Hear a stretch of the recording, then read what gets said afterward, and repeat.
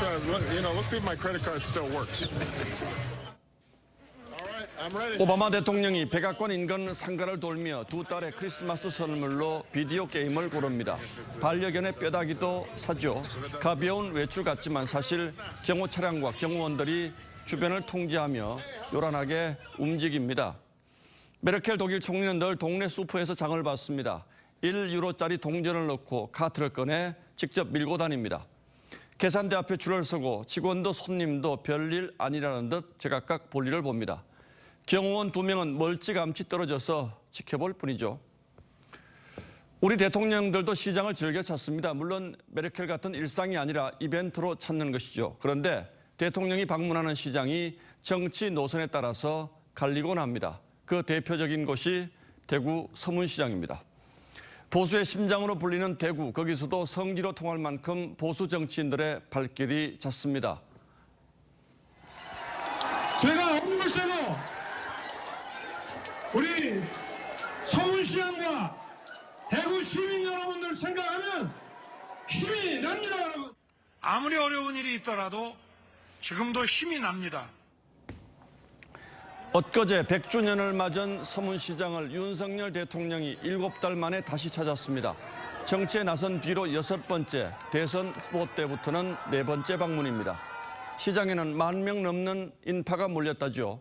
대통령이 걸어가며 인사와 악수를 나누느라 30분이 걸렸다고 합니다. 전날 순천 정원 박람회 개막식에서 공식 행사만 치른 것과는 사뭇 다른 분위기였습니다. 그런데 의회 인물이 쓴소리를 했습니다.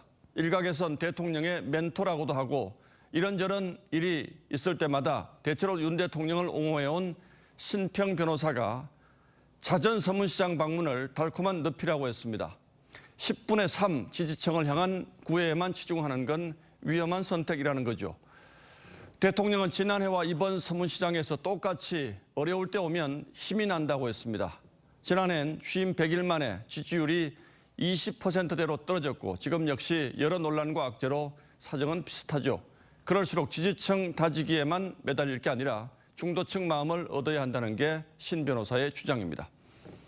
사실 국민의힘 내부에서도 비슷한 주장이 적지 않습니다. 실제로 최근 조사에서 국민의힘과 민주당 그리고 무당층이 여론을 3분하고 있습니다.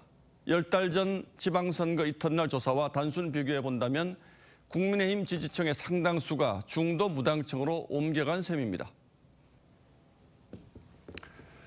이제 여의도 제1당은 무당이라는 말도 허투루 들리지 않습니다. 여든 야든 지지층만 바라보는 적대적 정치로는 미래를 되돌아볼 수 없다는 엄중한 경고이기도 하고요.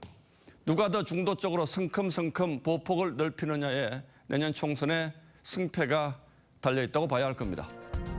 4월 4일 앵커의 시선은 집토끼에 갇힌 집권 세력이었습니다.